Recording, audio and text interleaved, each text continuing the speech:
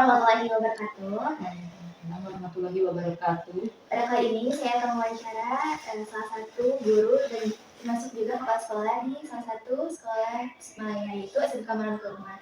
Sebelumnya, perkenalkan, nama saya Sania Agustini dengan nomor pokok mahasiswa 242151111072. Dan saya ditemani dengan Ibu Irma Nadina, selaku kepala sekolah SMK Manado Rumah. Baik, saya akan mewawancarai mengenai apa sih peran guru di sekolah dan juga nantinya akan membahas tentang kurikulum dan bagaimana profesi seorang guru dengan mata kuliah profesi kependidikan dengan dosen pengampu Bapak Dr. Andes Kirwan, Magister Pendidikan. Nah, langsung saja ke pertanyaan pertama. Apa saja sih Bu tugas yang harus diselesaikan oleh guru di sekolah?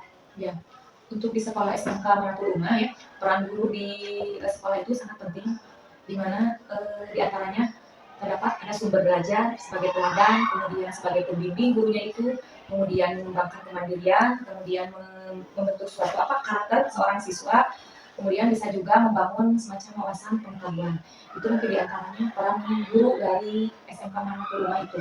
Jadi sangat penting sekali ya dilaksanakan pada peserta didiknya itu sendiri dengan mempunyai keteladanan, kemudian tentunya sumber belajar ada, wawasannya harus ada, pengetahuannya, skill dan sebagainya itu harus ada tentunya. Baik, untuk selanjutnya bagaimana tanggapan guru tentang beban tugas yang harus diselesaikan tersebut? Ya, untuk tanggapan beban guru yang tadinya mungkin disesuaikan dengan jumlah mengajar, ya, Nek. Untuk jumlah mengajar setiap guru itu berbeda-beda. Ada yang terdiri 24 jam, ada 30 jam, ada yang 6 jam juga. Ya, itu. Jadi tergantung dari jumlah jamnya itu sendiri kepada gurunya. Dan disesuaikan untuk jam mata pelajaran di sini berdasarkan basic atau keahliannya mengajar itu. Lalu bagaimana tanggapan Ibu terkait kurikulum dan pembelajaran pada saat ini? Ya, terkait kurikulum di sini SMK Manado Rumah itu menggunakan kolaborasi antara kurikulum K13 dengan kurikulum Merdeka. Di sini untuk kelas 10 baru sekarang menggunakan kurikulum Merdeka. Berarti tahun ajaran kemarin 2024-2025. Jadi baru 1 tahun hanya untuk kelas 10 atau dikatakan fasil E. Ya. Kemudian untuk kelas 11-12-nya masih menggunakan kurikulum 13. Ya, pada dasarnya hampir sama itu antara kurikulum Merdeka dengan kurikulum K13 itu sendiri. Cuman yang membedakannya ada sedikit siswa mungkin lebih aktif, kreatif dan inovatif mungkin dengan menggunakan format itu sendiri ya. Jadi terfokus pada siswa. Lalu, apakah Ibu merasa cukup atau guru-guru merasa cukup mendapatkan dukungan untuk melaksanakan kurikulum tersebut dalam proses pembelajaran sehari-hari? Ya, untuk masalah cukup dan tidak cukupnya, biasanya dalam hal mulai pembelajaran, awal ajaran tahun baru, biasanya kita mengadakan dulu semacam workshop pelatihan. Workshop ini Bu, bagaimana untuk menggunakan kurikulum Merdeka. Oh ini jadi guru-gurunya pun merasa tidak heran lagi gitu karena sudah ada workshop terlebih dahulu. Jadi jadi udah ada pelatihan terlebih dahulu. Lalu bagaimanakah pendapat Ibu atau guru yang lain mengenai kesejahteraan yang diterima sebagai guru? Apakah sudah cukup memenuhi kebutuhan Ibu ataupun keluarga? Ya. Untuk masalah kesejahteraan ya, ini di SMK Manado Rumah alhamdulillah untuk pembayaran seperti kesejahteraan, ada kesejahteraan BPJS Kesehatan, ada BPJS Ketenagakerjaan, alhamdulillah udah cover oleh SMK. Jadi ibu gurunya tidak usah membayar. Jadi sekolah yang membayarnya untuk BPJS. Tak lupa honor pun alhamdulillah tiap bulan ada alhamdulillah sesuai dengan juknis dari bos SP-nya pusatnya harus dicairkan, ada untuk guru sebagian disesuaikan dengan jumlah jamnya. Ya, itu jumlah jamnya berapa ya dikalikan dengan total pembiayaan jumlah per jamnya sekian. Gitu. Jadi alhamdulillah untuk kesejahteraannya sudah maksimal, sudah baik gitu. Ya. Kalau untuk memulai tahap pembelajaran atau awal tahun ajar itu apa aja yang harus dipersiapkan? Ya, untuk awal pelajaran yang tentunya kita mengadakan suatu rapat persiapan ajaran baru, diantaranya satu terkait dengan program-program yang harus dilaksanakan bagi seorang baik itu guru, wakasek dan wali kelas. Tentunya kan itu setelah ada pembagian atau tupoksinya masing-masing. Jadi kita menjabarkan terlebih dahulu ketika rapat gitu, awal persiapan ajaran baru tentunya ada rapat terlebih dahulu. Ibu bisa dijelaskan kayak istilah-istilah atau istilah-istilah yang ada di sekolah seperti kota kan?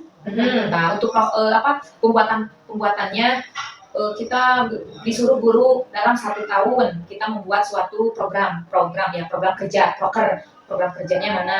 Kemudian dalam hal pembelajaran ketika mau disupervisi, ya, tiap semester ini ada supervisi melalui jalur PMM. Iya, jalur PMM Platform Merdeka Mengajar. Di sana terdapat guru-guru semuanya tertera, dijadwalkan oleh gurunya mengenai jadwal saya, contohnya praktek mengajar atau observasi kelas. Itu tentunya dipersiapkan yang pertama prota atau program tahunan, kemudian promis atau program semester, ya, kemudian KKM-nya juga, ya, disosialisasikan ke siswanya. Itu diantaranya. Kalau di sisi guru mata pelajaran itu harus menggunakan apa sih? Di sisi guru mata pelajaran tentunya yang pertama administrasi guru meliputi agenda harian, yang mana agenda harian oleh sekolah pun disediakan, baik itu melalui tulisan, buku agenda hariannya ada, atau juga melalui melalui spreadsheet atau HP itu. Dalam PMM juga ada. Jadi tahapannya apa sih? Seperti bikin RP atau KPD? Yang tentunya yang pertama kita sebelum memulai pembelajaran, guru itu tentunya harus membuat dulu pertama RPP tentunya, ya, rencana pelaksanaan pembelajaran. Tentunya RPP mengacu ke bisa silabus, ya, silabus dilihat dulu silabusnya atau program semesternya, promis itu diantaranya. Tentunya dilihat dulu RPP-nya. Jadi alangkah lebih baiknya kita menggunakan RPP-nya. Setelah itu mungkin di dalamnya terdapat asesmen atau penilaian di dalam RPP itu sendiri. Bisa asesmennya atau modulnya. Ya. Oh, itu kelas 10 fase E, bukan RPP lagi. Kelas 10 fase E itu melainkan modul namanya. Modulnya itu berupa semacam buku paket, semacam buku paket, tapi di dalamnya udah termasuk ke dalam asesmennya. Kalau RPP mah bisa juga kan kita ada aturannya 1 lembar, RPP 1 lembar, ya itu. Jadi ada 2, ada modul, ada RPP. Ya. Jika hasil akhirnya nanti si salah satu siswa ataupun apapun kurang memenuhi dari itu, nah biasanya kita guru itu mengadakan semacam tes evaluasi disesuaikan dengan mata pelajarannya, materinya apa. Biasanya ada tes formatif awal, mungkinnya ada tes formatif akhir. Itu tes formatif akhir biasanya untuk mengadakannya seperti PAS, penilaian akhir semester, atau penilaian akhir tahun kenaikan kelas. Nah, untuk siswa yang belum memenuhi seperti KKM, tadi kan udah dijelaskan KKM-nya harus disosialisasikan sekian KKM-nya untuk mata pelajaran matematika contohnya. Ternyata dalam penilaian pas waktu kita mau input ke rapor kurang. Biasanya suka mengadakan dulu suatu tes remedial ke siswa. Selanjutnya, pertanyaannya, tantangan terbesar yang Ibu hadapi dalam menjalankan profesi sebagai guru di sekolah ini? Ya, tantangannya untuk tantangan di SMK Mantul Umat sebenarnya tidak ada tantangannya. Tapi mungkin tantangannya bisa dikatakan bisa melalui ketika berhadapan dengan siswa. Ketika berhadapan dengan siswa seperti apa? Satu, siswa tersebut contohnya tidak mematuhi aturan atau tidak taat pada aturan, itu aja. Itu tantangannya. Kira-kira tanggapan Ibu mengenai hal tersebut bagaimana yang akan dilakukan? Nah, kita seperti mau diperjelas kembali atau membuat suatu perjanjian gitu, perjanjian di atas materai. Ya, itu mungkin tantangannya. Pertanyaan selanjutnya, apa harapan Ibu untuk perbaikan dalam sistem pendidikan yang ada, baik itu terkait tugas guru, kurikulum ataupun kesejahteraan? Ya, mungkin keterkaitan dengan peran guru di sini ya perbaikannya mudah-mudahan ya dengan adanya suatu program-program yang kita dijalani itu terlaksana atau terrealisasikan dan gurunya semakin bisa melaksanakan tugasnya dengan baik. Itu aja. Ibu bisa menjelaskan mengenai sedikit profesi guru, entah itu prosesnya ataupun ketika nanti sudah menjadi seorang guru, atau mungkin Ibu bisa menjelaskan bagaimana seseorang udah bisa dikatakan sebagai profesi guru. Yang tentunya pertama kan di DPK, di Ibu DPK, ya di pusat biasanya suka ada tuntutan, ya di DPK Kemendikbud biasanya ada tuntutan kepada seluruh guru, profesi guru itu harus bersertifikat pendidik atau profesi. terutama untuk guru-guru yang tentunya sudah lama. Yang sudah lama biasanya mengikuti semacam PPG, program profesi guru PPG. Nah, alhamdulillah untuk di SMK Matul Umah semuanya sudah melaksanakan profesi guru. Ya, itu tuntutan dari Ibu Nur kemarin. Alhamdulillah sudah selesai mengerjakannya. Untuk SMK Matul Umah sudah selesai gurunya mengadakan semacam profesi guru yang tentunya tujuannya yaitu yang pertama tidak terlepas mencerdaskan, kemudian mencerdaskan pasal itu peserta didik, kemudian menambah pengetahuan dari pengalaman itu yang mengikuti profesi. Untuk mengikuti profesi itu sendiri kurang lebih 3 bulan kuliah kembali, semacam kuliah kembali 3 bulan melalui online. Alhamdulillah sudah diikuti oleh Bapak Ibu guru di sini, sudah mengikuti selama 3 bulan kemarin. Melalui apa kemarin? Ada perubahannya untuk tahun-tahun kebelakang.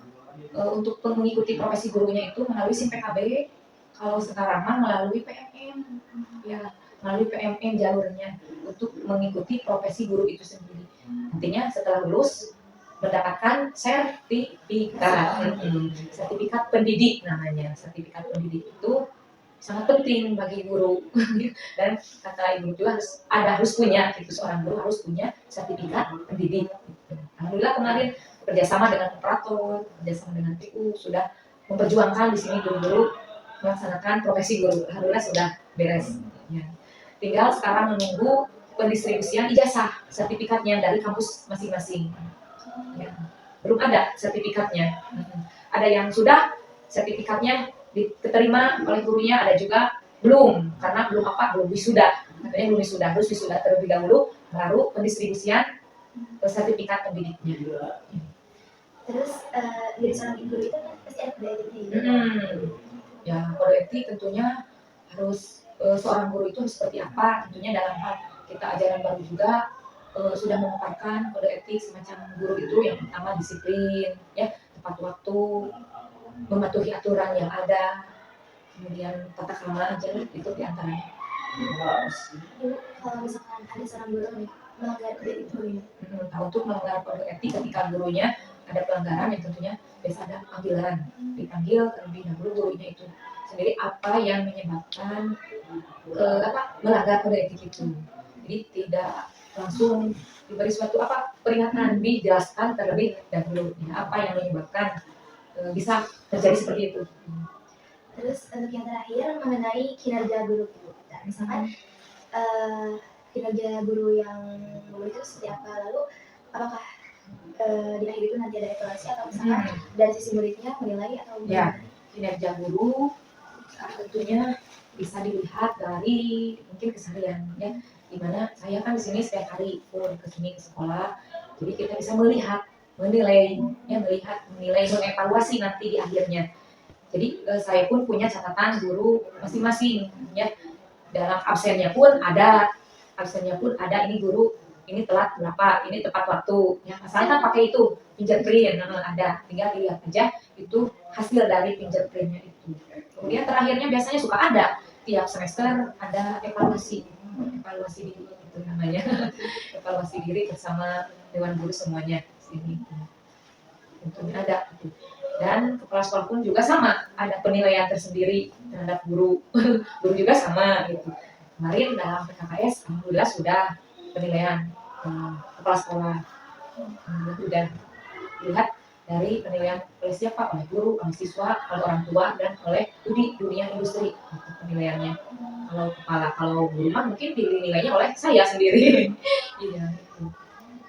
Siswa itu diperbaiki. Nah, siswa juga nantinya akan diberi semacam kuesioner gitu. Murid akan diberikan suatu kuesioner mengenai penilaian guru, nanti ada dibikin, kebetulan belum di print jadi nanti ada semacam tadi tersendiri kuesioner tersendiri diisi oleh murid.